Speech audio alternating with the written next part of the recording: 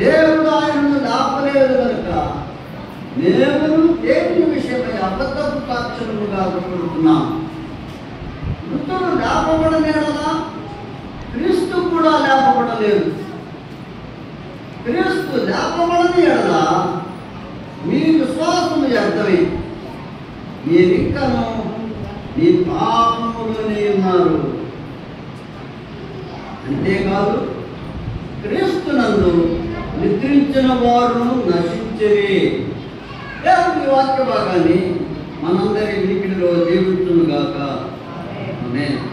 ప్రార్థన చేస్తాం. దయగల తండ్రి, చదవబడిన వాక్య భాగాన్ని దీవించిన మాతో మాట్లాడమని, చేరవచ్చిన వారందరినీ ఆశీర్వదించమని, ఈ వాక్యము వ్యర్థంగా పోకుండా ఉన్న వారందరిలో నాటబడింది ఈ వాక్యం ఏరుపారి ఫలించినట్టు సహాయం చేయండి.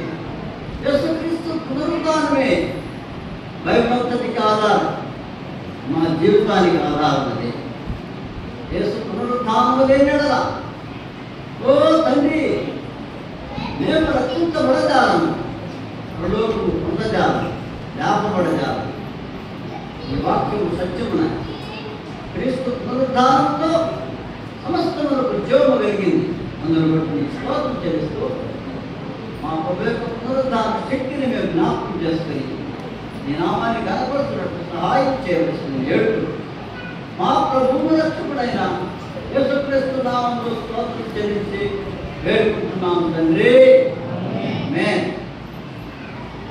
ఇలా యేసుక్రీస్తు యొక్క పునరుద్ధానం ఈస్టర్ సందర్భంగా మనం చదివిన ఈ భాగంలో క్రీస్తు యొక్క పునరుద్ధానాన్ని గురించి కొంతమంది ఈ సద్దుకైలు అనేవాడు తెగ ఉన్నారు.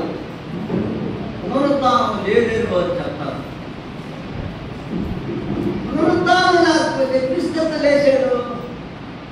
యేసుప్రభు మార్తతో మాట్లాడుతూ అన్నాడు, పునరుద్ధానమును జీవమును నేనే అన్నాడు. పునరుద్ధానమును జీవమును నేనే అన్నాడు. యేసుక్రీస్తు ప్రభు ఆయన సంచరించుతున్న ఈ కాలంలో మృతులను సైతం లేపగలిగాడు. యాజకుల కుమార్తెను బ్రతికించాడా?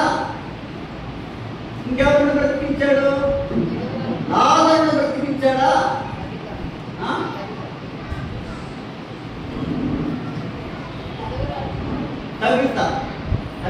దళితాలుని చిన్నదానా పైకి జమ్మని చెప్పాలి.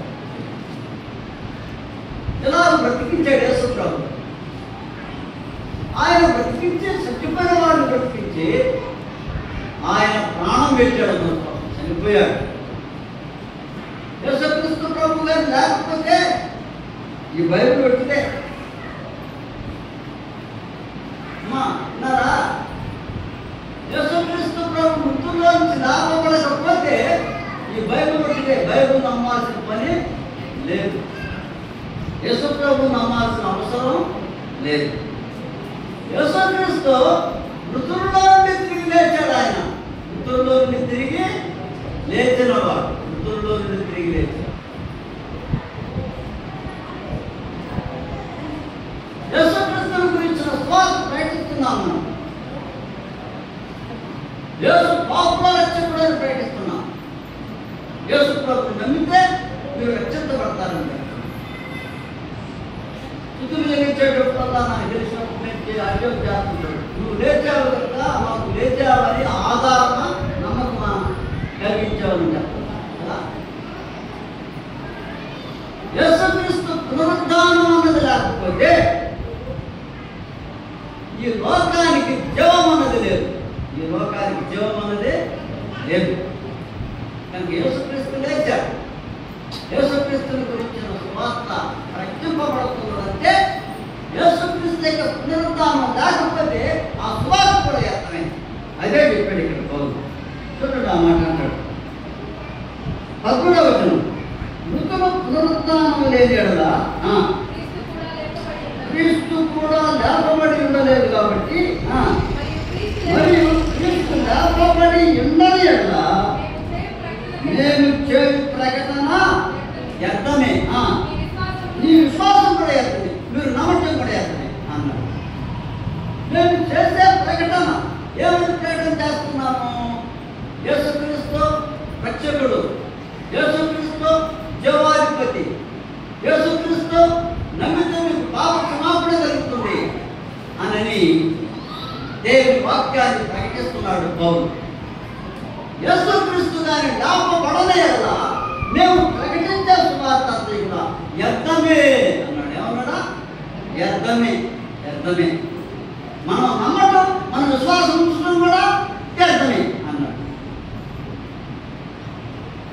చూసావా?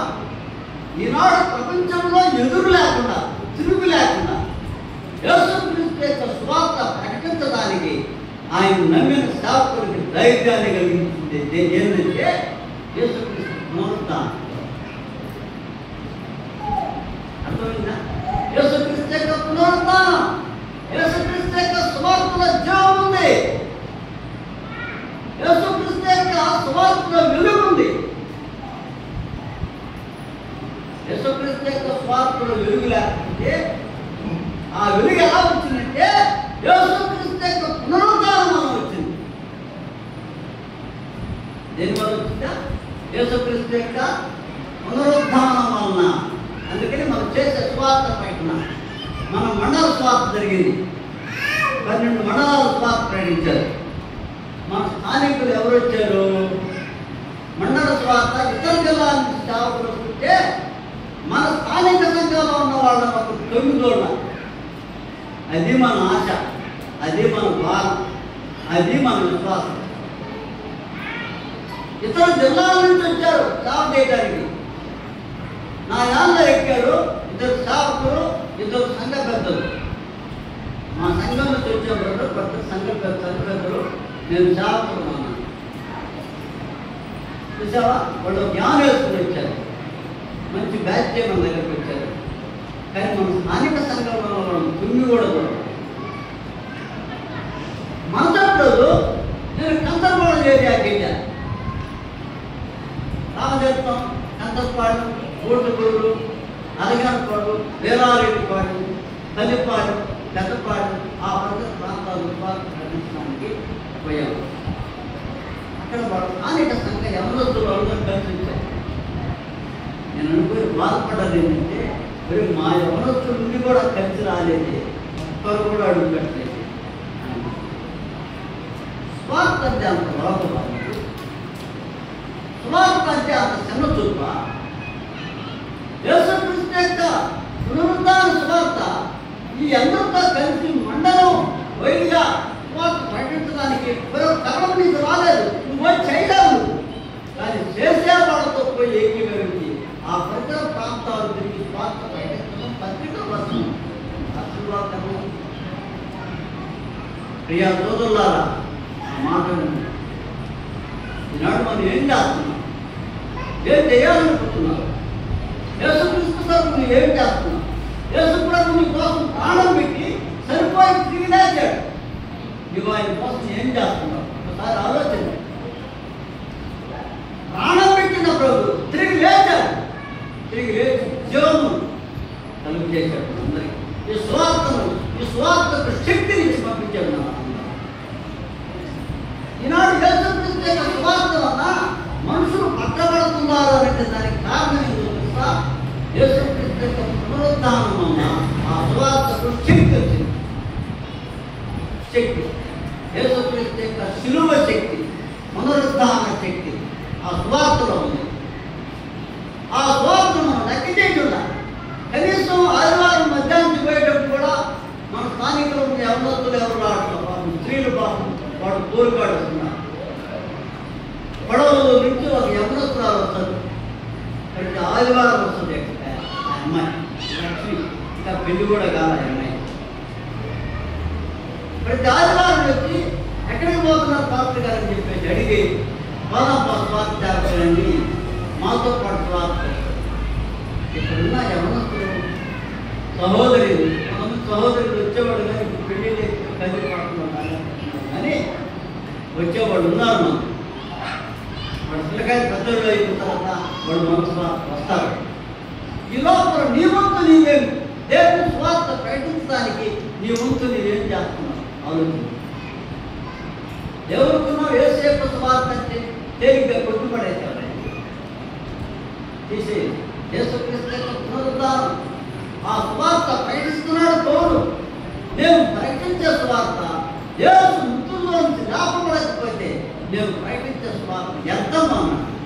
అసలు మీరు నమ్మటం కూడా వ్యర్థంగా, మీరు విశ్వసించడం కూడా వ్యర్థమే. అయితే ఆయన లేపబడి ఉన్నాడు. ఎవరు ఆయన? లేపబడి ఉన్నాడు. యేసుక్రీస్తు పునరుద్ధానం అయ్యాడు. అందుకని పిల్లరా యేసుక్రీస్తు యొక్క స్వార్థను ఈ లోకంలో మనం ప్రకటించేవారు. ఇది జీవంతో కూడిన సువార్త, వెలుగుతో కూడిన సువార్త, శక్తితో కూడిన సువార్త. సువార్త ఒక పాపిని మారుస్తుంది. నువ్వు నేను మారుతున్నావు. నీ జ్ఞానం నా జ్ఞానం పనికిరాదు. నాకు చాలా మేధస్సు ఉంది, చాలా తెలివి ఉంది, చాలా జ్ఞానం ఉంది అని విడవేడుతున్నదే ఏమిటికి పనికిరాదు. అది మట్టిలో పడేయటం తప్ప. ఒక పాపిని మార్చగలిగింది యేసుక్రీస్తు యొక్క పునరుద్ధాన సువార్త. యేసుక్రీస్తు యొక్క పునరుద్ధాన సువార్త. అందుకని యేసు తిరిగి లేచాడు కనుక ఆ సువార్త ప్రకటన మనం చేయాలి. మేము చేస్తున్నాం ప్రకటన.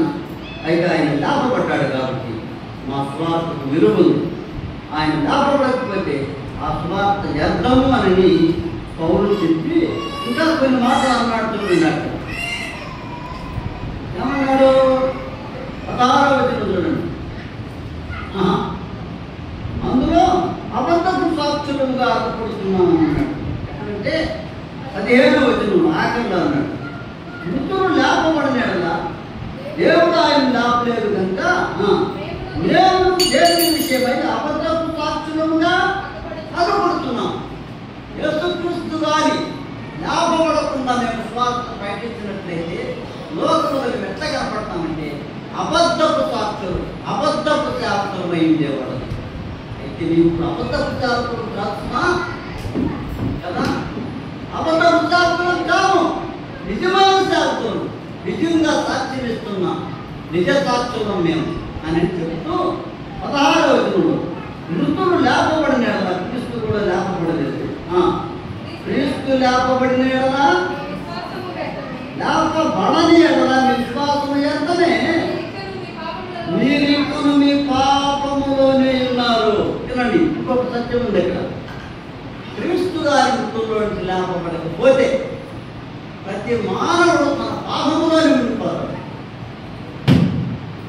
పాపము నుంచి మనం విడుదల పొందడానికి ఆధారమైనటువంటిది ఏంటంటే యేసుక్రీస్తు యొక్క పునరుద్ధానం. లేకపోతే ఆయన లేపబడకపోతే మీరు ఇంకా మీ పాపములోనే ఉన్నారు. మీ పాపములోనే ఉన్నారు. మీ పాపం నుంచి మీకు విడుదల కలగదు. ఎప్పుడైతే యేసుక్రీస్తు ఆయన పునరుద్ధానం అయ్యాడో అప్పుడే మన పాపము నుండి విడుదల కలిగింది. ఒక మాట కలుగుతున్నాను, ఇక్కడ దేవుని మాకు మీ పాపాలు పోయినాయా? నేను అందరూ పోయాను. బాప్తిసాలు ఇవ్వడానికి వచ్చారు. 15 మంది బాప్తిసాలు తీసుకున్నారు. వాళ్ళని సాక్ష్యాలు అడిగాను, మంచిగా చెప్పారు. బాప్తిసాలు తీసుకున్నాను. ఒక ఆమె నేను 3 నెలలు అయింది సార్ ప్రభువుని నమ్ముతాను. ఒకరన్నారు నేను 3 సంవత్సరాలు అయింది సార్ అన్న. ఒకరన్నారు 2 సంవత్సరాలు అయింది సార్ నేను ప్రభువుని నమ్ముతాను. మారేవా? మారేవా. నువ్వు మారేవా? ఎన్ని సంవత్సరాలు అయిందమ్మా? నువ్వు మారితే బాప్తిసం తీసుకోవాలి కదా. నువ్వు మారితే యేసుక్రీస్తు నామంలో బాప్తిసం తీసుకుని ప్రభువును ఆరాధించాలి కదా. పాప క్షమాపణ కలిగిందా? పాపములో ఉన్నారా? పాపము నుంచి విడుదల పొందారా? పాపము నుంచి విడిపించడానికి వేసుకోవడం. మారుమనసు పొందాలా? పాపము నుంచి విడుదల పొందాలా? బాప్తిసం తీసుకోవాలి. ఎందుకు బాప్తిసానికి ఎంతపడుతున్నారు? అసలు అట్లయితే మీరు యేసు ప్రభువును జాతగా ఎరిగిన వాడు కాదు, హృదయపూర్వకంగా ప్రేమించకుండా ఊరికే నామకావాసిగా వస్తున్నారు అంతే. అది హృదయపూర్వకంగా యేసు ప్రభువును ప్రేమిస్తే, నిజంగా నువ్వు నమ్మితే, నిజంగా నువ్వు మారుమనసు పొందితే, నిజంగా నువ్వు రక్షించబడితే నాకు బాప్తిసం ఇయ్యండి అని నీవే నిలదీసినట్టుగా అడగటం. అడగటం లేదంటే మీరు ఆ తాగి తరగలా. ఇంకా పాపక్షమాపణాలు ముందు తగ్గల. ఎందుకో భయపడుతున్నాం. ఒక మన సంఘంలో ముందు ఏమన్నా బాప్తిసం అంటే మా ఆయన నడిపి వస్తాను, వాడు ఆయన చచ్చిపోయినాక అదే మాట. అర్థమైందా? కనీసం బాప్తిసం లేకుండా చేయిపోయారు. ఏమి లాభం చెప్పండి? ఏమి లాభం? ఏమి లాభం? అందుకని మారు మనసు పొందిన వాడు యేసుక్రీస్తు నామమున భారతదేశం అందుకని యేసుక్రీస్తు యొక్క సువార్త ప్రకటన చాలా గొప్పది. అది తేలిగ్గా అందుకునే భాగం. ఒక పత్రిక ఇస్తున్నామంటే అది నీది కాదున్నా గుర్తుపెట్టుకో, అది నీది కాదు. అది దానిలో రాయబడి ఉన్న పత్రిక మాటలు యేసుక్రీస్తు గురించింది. యేసుక్రీస్తు యొక్క వార్తను అందిస్తున్నాము. యేసుక్రీస్తు యొక్క వార్తను అందించడం అంత తేలిక నీకు, అంత సులువైంది నీకు. ఏమనుకుంటున్నావు దాని గురించి? ఆయన సేవ అంటే ఏమనుకుంటున్నావు? ఆయన సేవలో ఉన్న గొప్పతనం ఆ విలువను గుర్తించలేదు. అది యేసు పునరుద్ధానంతో జీవం వచ్చిన సువార్త. అర్థమైంది నీకు మాట? యేసు యొక్క పునరుద్ధానంతో వెలుగును తెచ్చిన సువార్త. యేసు పునరుద్ధానంతో దేవుడు అంధకారాన్ని గుర్తేసి వెలుగును అచేతులు లోకంలోకి. అర్థమైందా? యేసుక్రీస్తు యొక్క పునరుద్ధానం ఎంత మహిమ కలిగింది. ఆ పునరుద్ధాన సువార్తను ప్రకటించే లోకంలో ఆయన మహిమ పడతారు. ఇది మొదటి అంశం. రెండవ అంశానికి చెప్తున్నాను. కొరింథీయులకు రాసిన మొదటి పత్రిక 15వ అధ్యాయం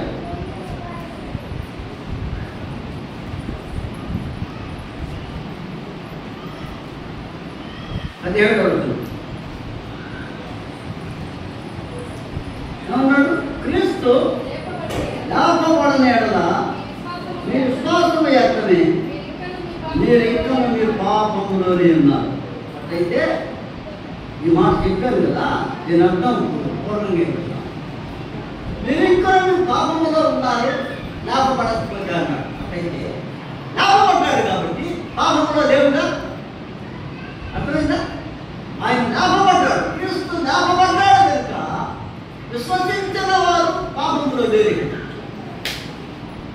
వారు రక్షించబడ్డారు. అదే యేసుక్రీస్తు యొక్క పునరుద్ధానము నీవు రక్షించబడటానికి మూలం. 17వ వచనం అదే అర్థం.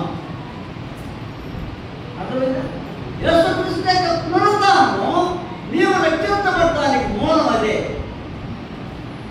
లేకపోతే నువ్వు నీ పాపంలోనే ఉంటావు, నీ పాపంలో నువ్వు నశించిపోతావు, నీ పాపంలో ఉండి నువ్వు నరకానికి వెళ్ళిపోతావు. కానీ యేసుక్రీస్తు యొక్క పునరుద్ధానం ఆయన లాభపడ్డాడు కనుక ఏమైందంటే నీ పాపము నుంచి నీవు విడుదల పొందావు. నీ పాపము నుంచి నీ విడుదల విమోచించబడి రక్షించబడిన వాడు ఏమయ్యావా? రక్షించబడి పునరుద్ధానంలో ఉన్న శక్తితో ఆయన పునరుద్ధానం వలన మనకు పాప క్షమాపణ కలిగింది. ఏం కలిగిందా? పాప క్షమాపణ కలిగింది. అమ్మా, నీకు పాపము క్షమించబడ్డావా? పాప క్షమాపణ నీకు కలిగిందా? మానవుడు పొందావా? యేసు యొక్క పునరుద్ధానాన్ని నువ్వు నమ్ముతున్నావా? ఆ శక్తిని నువ్వు పొందుతున్నావా? యేసు పునరుద్ధానాన్ని తేలిగ్గా చూస్తున్నావా? సులువుగా చేస్తున్నావా? ఆచార సంబంధంగా వస్తున్నావా? వద్దు. యేసు పునరుద్ధానం శక్తివంతమని ఈ ప్రపంచంలోనే అన్ని నామముల కంటే గొప్పది యేసు యొక్క పునరుద్ధానం. అందుకని కదా యేసుక్రీస్తును ఆయన లాభపడ్డాడు కాబట్టి మన పాపంలో లేవు. ఎందుకు? ఆయన పునరుద్ధాన శక్తి మన పాపం నుంచి మనల్ని విడిపించింది, మనం రక్షించబడ్డాం, మనం విమోచించబడ్డాం. అది రెండోది కదా. మన సువార్తకు మూలము క్రీస్తు పునరుద్ధానం ఒకటి. రెండవది మన రక్షణకు కారణము యేసుక్రీస్తు యొక్క పునరుద్ధానం. అమ్మా, అర్థమవుతుంది మాట. అందుకని ఎక్కడైనా ఎవరికైనా చెప్పాల్సిన వచ్చిన బాగా. మూడవది చెప్తున్నాను. మూడవది రోమాపత్రిక. రోమాపత్రిక 4వ అధ్యాయం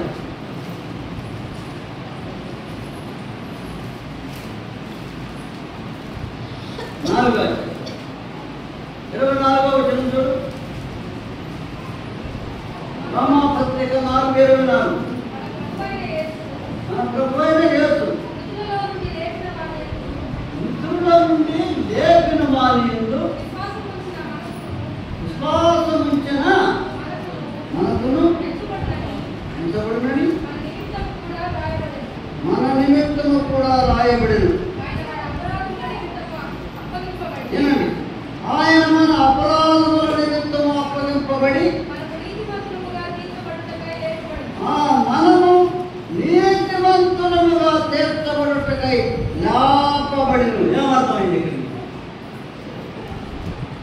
యేసుక్రీస్తు యొక్క పునరుద్ధానము మనము నీతిమంతులు అవుటకు కారణమైంది.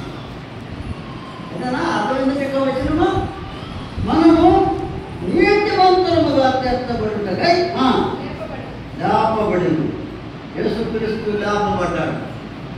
యేసుక్రీస్తు లేపబడకపోతే మనం నీతిమంతులుగా తీర్చబడలేము.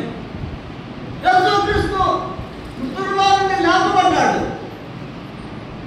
మనల్ని నీతిమంతులుగా చేయటానికి. అమ్మా విన్నారా ఈ మాట? ఏమన్నాను? మనను నీతిమంతులుగా చేయటానికి యేసుక్రీస్తు మృతుల్లో నుండి లేపబడ్డాడు. యేసు యొక్క పునరుద్ధానమే మనం నీతిమంతులు అవటానికి ప్రధాన కారణం. ఆయన లేచింది ఎందుకంటే నిన్ను నన్ను నీతిమంతునిగా చేయాలి. అర్థమైనా? వచ్చిన మీకు అర్థం కాలేదా? 25వ వచనంలో తేటగా ఉంది కదమ్మా. 24 నుంచి ఉంది. మన ప్రభువైన యేసును మృతుల్లో నుండి లేచిన వారిని విశ్వాసించిన మనకును ఎంతబడునని మన నిమిత్తము కూడా రాయబడిను. అప్పగింపబడి మనం నీతిమంతులుగా తీర్చబడుటకై లేపబడ్డాడు. అక్కడ ఎంచబడినో అన్న మాటకి అర్థం ఏంటంటే పైన ఉంది. ఏముంది? 22వ వచనం నుంచి అబ్రహాము గురించి చెప్పాడు. అందుచేత అది అతనికి నీతిగా ఎంచబడింది. అది అతనికి ఎంచబడినని అతని నిమిత్తం మాత్రమే కాదు కానీ మన ప్రభువైన యేసును మృతుల్లో నుండి లేపిన వారిని విశ్వాసించిన మనకును ఎంచబడుననే. ఏం చెప్పబడేది? అబ్రహాము దేవుడు నమ్మాను, అది అతనికి నీతిగా ఎంచబడింది. అది దాని అర్థం. అర్థమైందా? అబ్రహాము దేవుడిని నమ్మాను, అది అతనికి నీతిగా ఎంచబడింది. అట్లా మనం కూడా యేసుక్రీస్తునందు విశ్వాసం ఇచ్చాము. విశ్వాసం మనం నీతిమంతులకు అది మనకు కారణం. మనకు కూడా ఎంచబడింది. అర్థమైంది మీకు మాట? 24-25 వచ్చిన అర్థమైనా? కనుక యేసుక్రీస్తు లేపబడింది ఎందుకంటే, మృతుల్లో లేచింది ఎందుకంటే మనల్ని నీతిమంతులుగా చేయటానికి. ఒక మాట మిమ్మల్ని అడుగుతున్నాను, ఇక్కడ చేరిన వారందరూ నీతిమంతులేనా? ఎడ పక్కన వాడు, కుడి పక్కన వాడు ధైర్యంగా చెప్పగలవా? నేను కూడా నీతిమంతుడని చెప్తావా? పాపములో చెప్పలేవు. పాపము చేస్తుంటే చెప్పలేవు. నువ్వు మారు మనసు పొందకపోతే నువ్వు చెప్పలేవు. నీ మనసాక్షిని గర్దిస్తాను. నీవు పాపాత్ముడు అయితే నీతిమంతుడు అయితే చెప్తాను నువ్వురా అని నీ మనసాక్షిని గర్దిస్తాను. యేసు లేపబడ్డాడు ఎందుకు? మనల్ని నీతిమంతులుగా చేయటానికి. మనందరం నీతిమంతులు. యేసు ప్రభువును నమ్ముకున్న వాళ్ళందరూ నీతిమంతులు. చాలా మంది ఇంకా నీతిలో లేరు, తగ్గిపోయి ఉన్నారు. అదొక వాళ్ళు సంగమం మనకు అక్కడంతా వాళ్ళు అప్పుడు తాగుతారంట. ఏం భక్తి అది? ఏ విశ్వాసం అది? ఆరు మనసు పొందావా? రక్షణ నీకు వచ్చిందా? నరకానికి వెళ్తామా? వ్యవసాయం చేస్తున్నాడు. ఆరు మనసు పొందామా? రక్షణ భాగ్యాన్ని తెలుసుకో. యేసు ప్రభువును నమ్ముకున్నానని చెప్పి కొత్త కార్యాలతో నింపబడి ఒక తాగుబోతుగా జీవిస్తుంటే నువ్వు మారు మనసు పొందలేచ్చమా? నువ్వు జాగ్రత్త. నాశన పాత్రుడు. సాతాను నిన్ను బంధించాడు. సాతాను నిన్ను మోసం చేస్తున్నాడు. నీ జీవితం అధోగతి పాలు. మార్చబడిన లిస్టులోనే ఉన్నారు, నీతిమంతులు లిస్టులోనే ఉన్నారు. అసలు యేసు లేచాడు. ఎందుకు తెలుసా? నిన్ను నీతిమంతుడిగా చేయడానికి. నిన్ను నీతిమంతుడిగా చేయడానికి యేసు మృతుల్లో లేచాడు. లేకపోతే యేసు గుర్తించుకో, నిన్ను మారుస్తాడు. కనుక యేసుక్రీస్తు మన అపరాధం నిమిత్తం మృతి పొందింది. ఎందుకంటే మన అపరాధాల నిమిత్తం. ఇంకా నువ్వు అపరాధాలు ఉండి యేసుని ఇంకా తిరిగేస్తావా? అర్థమైనా ఇంకో మాట? మన అపరాధం నిమిత్తమై ఎవరు చెప్పారు? మన అపరాధం నిమిత్తము అప్పగించబడ్డాడు. ఆయన సిలువకు అప్పగించబడ్డాడు. మరణానికి అప్పగించబడ్డాడు. మళ్ళా తిరిగేస్తావా? ఇంకా నువ్వు అపరాధిగా జీవిస్తూ, ఇంకా నువ్వు పాపంలో జీవిస్తూ, ఇంకా నువ్వు మారుమనసు పొందకుండా జీవిస్తుంటే మళ్ళా తిరిగేస్తావా? మాట యేసు ఒకసారి సిలువే పడ్డాడమ్మా. నీ పాపముల కోసం, నీ అపరాధాలను వెతికిన సిలువే పడ్డాడు, అప్పగింపబడ్డాడు. నీవు ఇంకా మార్పు పొందకపోయినట్లయితే నీవు ఇంకను ఆయన్ని సిలువ వేసేవాడు కానీ ఉన్నావు, ఆయన ఇంకా బాధ పెట్టేవాడు కానీ ఉన్నావు.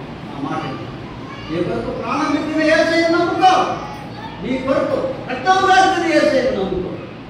ఈ రక్షణ స్వార్థ చెప్పు. దేవుడు నిన్ను ఆశీర్వదిస్తాడు, అది దిగులు చేస్తుంది, ఏదో చెప్తాను. వాక్యానుసారమైన బోధ చేసే బోధలు నిన్నుకోవాలి. ఎక్కడ ఉంటే అక్కడికి వెళ్ళబాకండి. అర్థమవుతుందా? వాక్యానుసారమైన బోధలు లేవిన దినాల్లో, అన్ని దినాల్లో హెల్తీ బోధలు అయిపోయినాయి. చప్పట్లు కుట్టే బోధలు, అరిసే బోధలు, చేతులు పైకెత్తని చెప్పే బోధలు. ఆత్మ దిగు వస్తుంది, దిగొచ్చిందిరా కుమ్మడికాయ కేకలి కదా. ఇలాంటి తప్పుడు బోధలు ఉన్నాయి వాక్యంలో. వాక్యాన్ని పరిశీలించి ప్రతి వచనాన్ని విభజించి వాక్యానుసారమైన బోధలు చేసి అలాంటి సంఘము సత్యములకు స్తంభమునైంది. ఏమన్నా సత్యములకు దాని మీద కూడా మాట్లాడుతున్నారు. ఒకసారి చెప్పాలి మీకు లేఖన సత్యాలను ఏమిటారు కనుక నేర్చుకోవాల్సింది చాలా ఉన్నాయి. మనం తెలుసుకోవాల్సింది యేసు యొక్క పునరుద్ధానాన్ని గురించి మూడు మాటలు నేర్చుకున్నాము. ఒకటి ఏం చెప్పాను, యేసుక్రీస్తు యొక్క సువార్త ప్రకటించబడుతుంది. దానికి కారణం ఏంటంటే యేసుక్రీస్తు యొక్క పునరుద్ధానం. ఆయన లేకపోతే మనం చెప్పిన సువార్త వ్యర్థం. రెండవ మాట ఏం చెప్పాను, యేసుక్రీస్తు యొక్క పునరుద్ధానము మన రక్షణకు కారణమైంది. మనం పాపములో నిలబడుతున్నా పాపం నుంచి మోచించబడటానికే కారణమైంది. మూడవ మాట ఏం చెప్పాను, యేసుక్రీస్తు యొక్క పునరుద్ధానము మనం నీతిమంతులుగా తీర్చబడటానికే కారణం. మనం నీతిమంతులుగా తీర్చబడటానికి కారణమైంది. ఇక చేసి వాళ్ళందరూ నీతిమంతులు అయ్యారా అని ప్రశ్నిస్తున్నాను. మీతో ధైర్యంగా చెప్పగలవా నేను నీతిమంతుడు? చెప్పగలవా? నేను చెప్పగలను. నువ్వు చెప్పగలవా? నేను నీతివంతుని, రక్తంలో కడగబడ్డాను. నేను మారు మనసు పొందిన, నీతిగా బతుకుతుందా, నీతిగా జీవిస్తుంది. నువ్వు అలా అనగలవా? అట్టి ధైర్యం నీకుందా? అలాగే దేవుని దగ్గర నిలబడగలవా? ఇక వద్దు, మానేసి ఈ ఏస్తర సందర్భంగానైనా దాన్ని వదిలిపెట్టేసి ఏదైనా బలహీనత నీ జీవితంలో ఉంటే, ఏదైనా లోపం నీ జీవితంలో ఉంటే, ఏదైనా పాపం నీ జీవితంలో ఉంటే ఇదే ఆఖరి రోజు అనుకో. ఈ ఏస్తర సందర్భంగా వదిలిపెట్టేస్తున్నాను. ఏస్తర సంబంధమైన ప్రసంగాన్ని విని నీ పునరుద్ధాన శక్తుల గురించి విన్నాను, పారేస్తున్నాను, వదిలిపెట్టేస్తున్నాను. ఇదే నీకు ఒక గుర్తుగా ఉండిపోవాలి. ఏమన్నా ఇదే నీకు ఒక గుర్తుగా, ఈ దినమే నీకు ఒక రక్షణ జరిగి ఉండిపోవాలి. ఫలాన్ని ఏస్తర సందర్భంగా దైవ శాస్త్రం చెప్పిన యేసుక్రీస్తు పునరుద్ధాన సంబంధమైన స్వార్థ వలన నా జీవితం, నా మనసు, నా హృదయం ప్రభావితమైపోయింది, మారిపోయాను. ఇదే నీకు రక్షణ, ఇదే మిక్కిలి అనుకూల సమయం, ఇదే నీకు రక్షణ. ఈ దినమే నీకు రక్షణ కలిగి ఎంత బాగుంటుంది. ఫలాన్ని ఏస్తర రోజు నేను దేవుడి వాక్యం ఉన్నాను, మారిపోయాను అని 10 మందిలో సాక్ష్యం ఇచ్చేటట్టున్నారు. నేను 1976లో ప్రభుత్వం నమ్ముకున్నాను. ఎవరొస్తుగా ఉన్నా, పెళ్లిగా 17 ఏళ్ల వయసులో యేసు ప్రభుత్వం నమ్ముకున్నా. నుప్పులాగా బ్రతికా యేసు ప్రభు ఎవరొస్తుగా ఉందా, పెళ్లిగా ప్రార్థన చేసుకుంటున్నా, మందిరంలో పడుతున్నా, ప్రార్థన చేసుకుని వస్తా ఉన్నా. ఒక ఆయన ఎదురొచ్చిందా, నిద్రలేసి మస్తు చీకటి ఒక ఆమె ఎదురొచ్చింది. నన్ను అక్కడ చూసి వెంటనే ఎత్తా ఉన్నాను. ఏమి నాకు అర్థమైపోయింది, నాకు దయ్యం పట్టిందని. చెన్నై చేస్తున్నా, పరుగులు తీసేస్తానంటే నేను వెంటనే ఇంటికి వెళ్ళిపోయాను. ఇంటికి వెళ్ళిపోయిన తర్వాత తలుపు చూసి ఇంట్లోకి వెళ్ళిపోయింది. ఇంట్లోకి వెళ్ళిపోయిన తర్వాత నేను వాకిలి గారికి నిలబడ్డాను.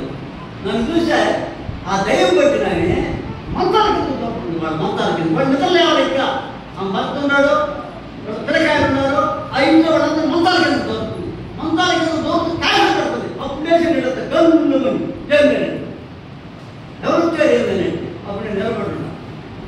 అయ్యా దయ్యం పట్టున్నాకి ప్రార్థన చేస్తాను అంతే. ప్రార్థన చేశాను, పోయింది. కానీ దేవుడు మారు మనసు పొందింది. దేవుడి కోసం అలాంటి సత్యం మా ఊర్లో, మా గ్రామంలో, మా సంఘంలో అలాంటి సత్యం నీ జీవితం అలా మారిపోవాలి.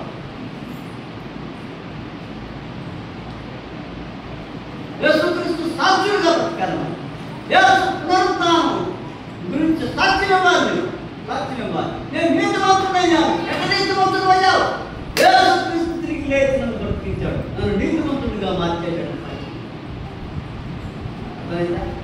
అలాగ సాక్ష్యం ఇచ్చేటట్టు నువ్వు జీవితాలని మనం చేస్తావు. సమయం ఎంతైంది? 1 పగలవుతుందా? చాలా వేస్తారు కదా, ప్రత్యేకమైన కష్టపడతారే. ఒకప్పుడు తినేసి వచ్చారు అందరూ.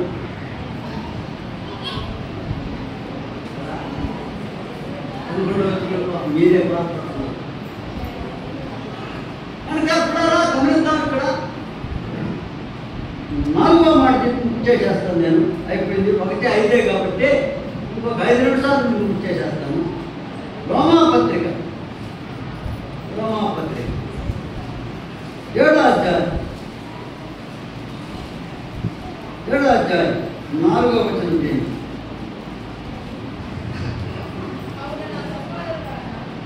చదువునైనా కావున నా సహోదరులారా, మనము దేవుని కొరకు ఫలమును ఫలించున్నట్టు మృతులలో నుండి లేపబడిన క్రీస్తు అను వేరొకరి చేరుటకై మీరును ఆయన శరీరం ద్వారా మృతులైతిరి. 4వ వచనంలో చదవబడిన మాట ఒక్కసారి ఆలోచించాలి. ఏమన్నాడు? కావున నా సహోదరులారా, మనం దేవుని కొరకు ఫలమును ఫలించున్నట్టు మృతులలో నుండి లేపబడిన క్రీస్తు మనం వేరొకరిని చేరుటకై. అక్కడ రాదు. తర్వాత మన ధర్మశాస్త్ర సంబంధమైన విషయాలు చెప్పారు. అవి మీరు అర్థం చేసుకోండి. నేను వివరించడం కూడా కొంత వెనక్కి వెళ్ళాలి. కనుక ఇక్కడ గమనిద్దాం, ఈ వచనాన్ని గమనిద్దాం. కావున నా సహోదరులారా, మనం దేవుని కొరకు ఫలమును ఫలించున్నట్టు మృతులలో నుండి లేపబడిన క్రీస్తు. యేసుక్రీస్తు మృతుల్లో నుంచి లేపబడ్డాడు. ఎందుకు లేపబడ్డాడు? ఇక్కడ ఏమనుంది అర్థం? ఏమనుంది? మనము దేవుని కొరకు ఫలమును ఫలించుటకై. ఫలమును ఫలించున్నట్టు, ఫలములు ఫలించాలి. అమ్మా, దేవుని కొరకు యేసుక్రీస్తు కొరకు ఫలములు ఫలించాలి. ఆత్మ సంబంధమైన ఫలములు ఫలించాలి. ఆత్మ సంబంధమైన ఫలాలు ఫలించాలి. ఫలములు రకరకాలైన ఫలాలు. ఆత్మలనే ఫలాలు ఉన్నాయి. ఆత్మలనే ఫలాలు కదా. సేవా ఫలం ఉంది. ఏ ఫలం ఉందా? సేవా ఫలం. అర్పణ అనే ఫలం ఉంది. అర్పణ అనే ఫలం. ఫలాలు కాదు. ఆత్మ సంబంధం ఎలా ఎదుర్కొన్నావు? ఫలాలు ఫలిస్తున్నావా? క్రీస్తులో ఫలిస్తున్నావా? దావీదు ఒక మాట అన్నాడు, నేను యెహోవా మందిరంలో పచ్చని ఒలీవ చెట్టు వలె ఉన్నానన్నాడు. ఏమన్నా? పచ్చని ఒలీవ చెట్టు వలె ఉన్నాను. దేవుని మందిరం అంటే దేవుని సంఘం. అమ్మా, నీవు కూడా సంఘంలో పచ్చని ఒలీవ చెట్టు వల్ల పచ్చగా నమనమలాడుతూ ఫలాలు ఫలిస్తున్నావా? కాయలున్నాయా? కొడుకున్నాయా? పచ్చని ఆకులు కదా ఉన్నాయా? మంచిది, సంతోషం. ఫలములు పెరిగిన చెట్టు, ఫలములు ఫలించాలి. మన వాళ్ళు పాట రేపు పాడబోతున్నాడు. ఏంటయ్యా ఫలములు? ఏం పాటదా? ఏం పాట? ఫలములను ఆశించిన పరలోకపు తండ్రి అని ఫలములు ఆశిస్తాడు. వేసుకుంటాడు. ఫలాలు కావాలి. ఇప్పుడు నువ్వైనా చెప్పు ఒక మాట. నీకు ఒక తోట ఉందనుకో, ఆ తోటలో నువ్వు చెట్లు వేసావు. నీకు ఫలములు రావాలని కోరుకుంటావా? ఫలములు వదిలేయాలని అనుకుంటావా? రావాలని కోరుకుంటావు. అందుకని నీవు ఒక తోట వేసావంటే ఫలము కావాలని తోట వేసావు. అలాగే యేసయ్య కూడా మనం సంఘంలో నాటాడు. సంఘమైన తోటలో నాటాడంటే ఫలములు కావాలని కోరుకుంటాం. ఫలం కోసమే చూస్తున్నాం ఆయన. అందుకే అన్నాడు ఆ తోట మార్పు ఏమన్నాడయా? తోట మార్పు ఏమన్నాడా? నేను 3 సంవత్సరాల నుంచి చూడవస్తున్నాను నాటిన చెట్టుని దీని ఎందుకు ఫలములేమి కనిపించడం లేదు కనుక ఈ స్థలం ఎందుకు ఏకంగా పోవాలా? దీన్ని నరికివేయాలి. ఏమన్నా దీనిని నరికివేయాలి. ఇలా క్రైస్తవ జీవితం అంటే ఫలవంతమైన జీవితం అమ్మా. ప్రార్థన అనే ఫలం లేకుండా, విశ్వాసం అనే ఫలం లేకుండా, ప్రేమ అనే ఫలం లేకుండా, సువార్త అనే ఫలం లేకుండా, దేవుడికి ధారాళంగా ఇచ్చే ఆ సమర్పణతో కూడినటువంటి ఆ ఫలం లేకుండా ధారాళంగా ఇస్తున్నారు. చాలా మంది ఇవ్వలేనుడు కూడా ఇస్తామని ముందుకు వచ్చి ఇస్తున్నారు కూడా. మీ అందరికి చాలా నమ్మనాలమ్మా. కనుక ప్రతిమావులు కూడా ఇస్తారు. దేవుడి కార్యాలు చాలా ఘనంగా జరగాలి. ఇది 1 లక్షతో అయ్యేది కాదు, 2 లక్షలతో 3 లక్షలు ఎస్టిమేషన్ చేసింది. కనుక ఇవన్నీ కావాలంటే మనం ధారాళంగా ఇవ్వాలి. కనుక దేవుడి కోసం ఫలము ఫలించేవాడుగా ఉన్నాం. ఫలములు ఫలించేవాడు. అందుకని ఫలములు ఫలించడానికి యేసుక్రీస్తు మృతుల్లో నుంచి లాభపడ్డాడట. ఏమన్నాడు? మృతుల్లో నుంచే లాభపడ్డాడు. యేసునంటే ఏమనుకున్నాడు? యేసు పునరుద్ధానం. యేసు పునరుద్ధానం అర్థమైంది. 4 విషయాలు నాకు. ఒకటేమన్నా స్వార్థ ప్రకటన, రెండవది రక్షణ పొందడం, మూడవది నీతిమంతులుగా తీర్చబడ్డ, 4వది ఫలములు ఫలించడం. అమ్మా అర్థమైందా? ఫలములు యేసుక్రీస్తులో ఫలములు ఫలించేవాడు. సహవాస పదం కూడా ఉండాలి. సహవాస పదం కదా. వాక్యంలో ఫలభరితమైన జీవితం. అందుకని ఆత్మల సంపాదన అనే ఫలాన్ని కలిగి ఉండాలి. సంఘంలో మనం ఫలభరితమైన వారంగా సంఘంలో ఉండాలి. చేసినట్టు అప్పుడు ఆ తోటమాలు అన్నాడు, అయ్యా వద్దులే, ఈ సంవత్సరం కూడా తొక్కి ఇరివేస్తాను, ఫలించినా సరే, లేకపోతే దాన్ని అట్లాగే నరికేయాలి. అమ్మా ఎట్లున్నావు? ఫలించే చెట్టుగా ఉన్నావా? ఫలించని చెట్టు వలే ఉన్నావా? ఫలించకపోతే నరికేస్తాను. నేను అన్నమాట ప్రభుత్వం అన్నమాట కదా. తోటమాల ఏమన్నాడు? ఈ చెట్టును చూడవచ్చు, తోట చూస్తున్నాను, చెట్టు చూస్తున్నాను, ఇది ఎందుకు ఈ స్థలం అర్థంగా అయిపోవాలా? నిన్ను సంఘం అనే తోటలో నాటేది, నువ్వు కూర్చున్న ఈ స్థలం, నువ్వు ఉన్న ఈ స్థలం ఇంకే స్థలం వల్ల తీసేస్తున్నాను. ఏడే చెట్టు నాటుతాను, ఇంకో చెట్టు నాటేస్తాను, దాని స్థానంలో ఇంకో దాన్ని నాటుతా, దీన్ని తీసేస్తాను. దేవుడు తీసేస్తే ఏమన్నా ఉందా?